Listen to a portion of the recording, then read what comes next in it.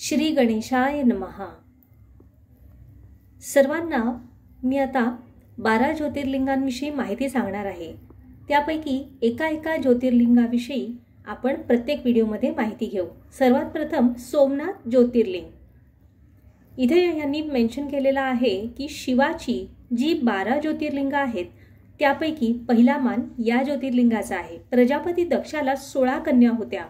त्यांचा विवाह त्याने चंद्राशी केला। या कन्यांमुळे चंद्राची शोभाही वाढू लागली। चंद्राचे स्वतःचे प्रेम मात्र रोहिणीवर अधिक होते।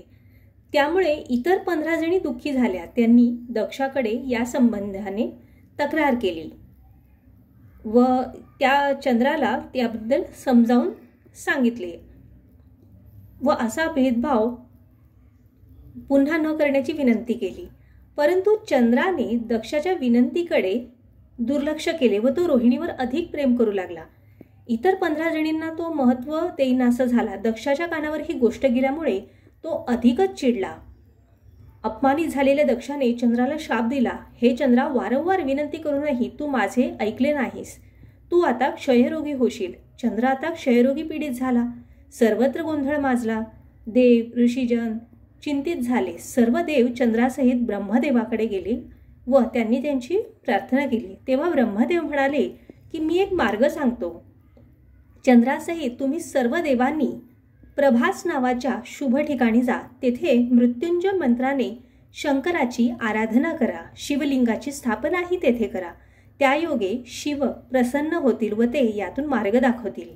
ब्रह्मदेवाच्या सांगण्याप्रमाणे चंद्राने तिथे 6 महिन्यापर्यंत शिवलिंगाचे अनुष्ठान केले।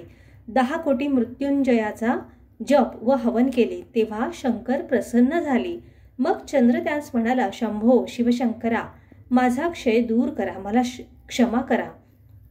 तेव्हा शिव म्हणाले, शुक्ल पक्षात तुझी एक कला वाढत जाईल व कृष्ण पक्षात कमी होईल। चंद्राने व इतर देव ऋषीमुनींनी शिवांची स्तुती केली।